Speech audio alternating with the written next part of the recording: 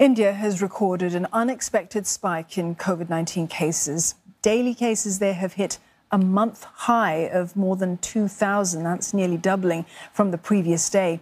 The surge comes as the chief of the World Health Organization begins his three-day visit to the nation. It'll be closely watched for developments in a dispute between India and the WHO.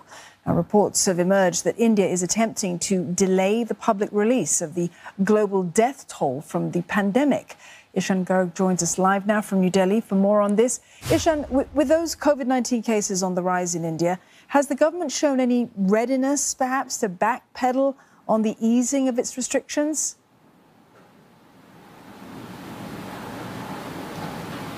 Absolutely. Just very recently, India had done away with literally all restrictions from COVID-19. The federal government had done away with all kinds of restrictions on movement, on travel, etc. And had also asked local authorities to not impose any fresh restrictions at all. But now, as cases in the country have doubled in the past few days, and the national capital of New Delhi especially is seeing a massive uptick in cases, with cases rising by nearly 500%.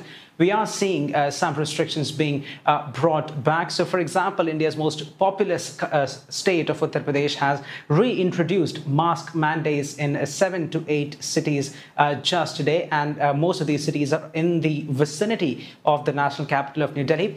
We are also expecting some form of restrictions being brought back by the Delhi government, as well as the positivity rate of COVID-19 tests rise in this city. It is likely that Delhi will move to another grade of its graded response action plan, in which we might see some restrictions being imposed on movement and also on some businesses. So it is looking likely that after 2 months of respite, COVID-19 cases may be rising once again, and they may bring with themselves more restrictions on movement in the country. Meantime, Ishan, is there any sign at all that the Indian government and the WHO team are going to work towards some kind of resolution on their dispute about these COVID numbers?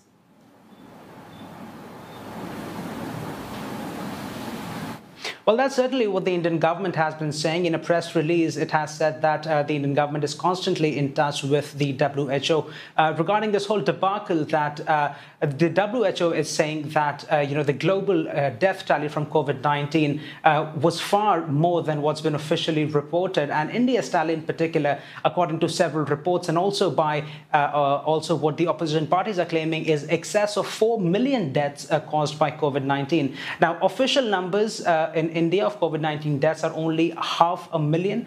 So the government says that the figure that's emerging of the 4 million deaths in the country is highly exaggerated. And they say that the methodology that the WHO has followed is a flawed one. It's based on estimates, and it's based on statistical models that do not apply to a country as large as India, with as many different communities and services, and the breadth of the country. The Indian government is saying that those models cannot apply to India. So it is likely that this will be a discussion that will be very long and drawn out, and will involve the bureaucrats from both WHO and India as well. But as long as the WHO's Director General is in India, it may be expected that there may be a chance for more cooperation between the two parties, and that may lead to a resolution quicker, sooner rather than later.